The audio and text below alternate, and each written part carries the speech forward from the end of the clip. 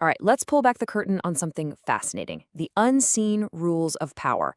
We're going to use Robert Greene's classic, The 48 Laws of Power, as our guide. Now, look, this isn't about turning you into some kind of manipulator, not at all. It's about giving you a new lens, a new way to see the hidden forces that are pretty much always at play in the world around us. So let's just dive right in. I mean, really think about it for a second. In negotiations, at your job, even just hanging out with friends, some people just seem to get their way, don't they? And it's usually not about who's the strongest or the loudest. It's about who understands the hidden game that's being played just beneath the surface of everything. Okay, so our first, and you could argue maybe the most important pillar, is what we'll call the art of perception. Why? Because power, it rarely exists in objective reality. It's almost always built on what you can make other people believe is real. This law, Law 21, it taps into a deep, fundamental human weakness, our vanity. I mean, nobody, and I mean nobody, likes to feel stupid. So, if you can make someone feel like they're the smartest person in the room, their guard just completely drops. They get so wrapped up in their own cleverness that they don't see the trap being laid right in front of them. And oh boy, is there a historical con that just illustrates this perfectly. So, picture this. You're a top financier in 1872. A message comes across your desk. It's a cable, and it claims a massive, unbelievable diamond mine has been discovered out in the American West. It just sounds way too good to be true, right? Well, that's exactly what Asbury Harpending thought. He was a sharp American financier, and when he saw this in London, his first thought was, no way. This has got to be a prank. I mean, South Africa had just had its big diamond rush. This just felt like a cheap copycat joke. But then, Harpending shows the cable to Baron Rothschild, one of the most powerful, richest men on the entire planet. And Rothschild doesn't laugh. He basically says, well, America is a huge country. You never know. And that little shred of credibility coming from a source like that, that was all it took. Suddenly, Harpending is on the next ship back to the States, and the hook is set deep. So how in the world did these two con men, Arnold and Slack, actually pull this off? Well, they didn't act like brilliant masterminds. They did the exact opposite. They showed up in New York looking like a couple of country bumpkins, with their clothes all ill-fitting, just gawking at the big buildings. And nobody, not the bankers, not the jewelers, could believe that these two simpletons were capable of conning the smartest, most devious financiers of the era.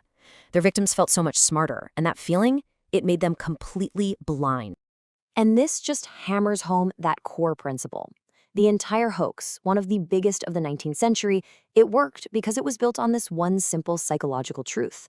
Once the smartest guys in finance were convinced, well, who was going to step up and question their intelligence? This leads us right into our second pillar, the psychology of value. This is all about the idea that people who really understand power know that cost and worth are two very, very different things. The big idea here is that absolutely everything has a cost. Generosity is often a tool to create an obligation. That free gift, it makes you feel indebted. People with power, they are acutely aware of these hidden strings and these psychological costs, while the rest of us, well, we often only see the price tag. And you can see the two mindsets laid out perfectly here. Over on the left, you've got the bargain demon. This person is obsessed with getting a deal. They'll waste hours of their life just to save a few bucks. Now realizing that their time, their peace of mind, that's way more valuable. But on the right, you have the powerful mindset. They judge everything by its total cost, in time, in dignity, in future obligations. They know that paying a premium for quality or for being generous is often a really smart strategic investment. There's this short, fantastic story from the book that illustrates this perfectly. It's about a wealthy master of the tea ceremony, a guy named Akimoto Suzutomo. So Suzutomo sends his page out with 100 gold pieces, or ryo, to buy a very specific, rare tea bowl. The page, he's thinking like a bargain demon. He's so proud of himself when he haggles the dealer down to 95 ryo. He thinks, I just saved my master 5 pieces of gold. A victory, right? Wrong. When the page gets back and tells his master, Suzutomo is absolutely furious. He explains that an heirloom like this is only ever sold out of desperation. The proper, powerful thing to do was to pay the full price, maybe even more, as a sign of respect and generosity. See, the crucial point is, by haggling, the page destroyed the bull's true value. It was no longer a symbol of status and magnanimity. It was just a cheapened object. The master had it locked away, never to be seen again. And that whole idea of setting the terms of an interaction, that leads us to our final pillar, controlling the game. This is the moment you stop reacting to what other people do and you start making them react to you. Think about it like home field advantage. When you can lure someone onto your turf, you have all the advantages. You're comfortable, you know the landscape, but they're on hostile ground. They're nervous, and they're way more likely to rush things and make mistakes.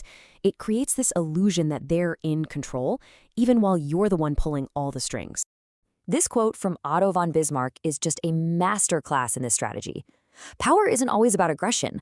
A lot of the time, it's about patience and using really attractive bait. The key is to create a situation that is so tempting, your opponent's own greed and emotion just blind them to the trap you've set. And here's a brilliant example. The 19th century robber baron Daniel Drew, he wanted to manipulate a stock. So instead of just buying or selling himself, he'd walk through this exclusive club near Wall Street, pretending to be in a huge rush. He'd pull out his handkerchief, and a little slip of paper would accidentally fall out. The club members, just desperate for an inside tip, they'd snatch it up, see a stock name on it, and then start buying or selling like crazy, playing right into Drew's hands. He made them do all the work for him. So after all these stories, what does it all teach us? Well, it all really comes down to these 3 pillars, which give us a whole new lens to see power. So let's recap. First, the art of perception. You've got to master how you are seen. Second, the psychology of value. Look beyond that price tag to the true hidden costs. And third, control of the board. Stop reacting and start setting the terms of the game yourself. Now, it's really important to see these laws not as some kind of moral playbook, but more like a new tool for pattern recognition. It's about looking closer at the hidden mechanics of how we all interact, because once you understand these dynamics, you start to see them absolutely everywhere, in politics, in business, maybe even in your own office. And that kind of leaves us with a final thought, right? Once you start noticing these unseen rules in action, it's almost impossible to unsee them. It really does change your perspective on everything. So the real question is, what will you do with that knowledge?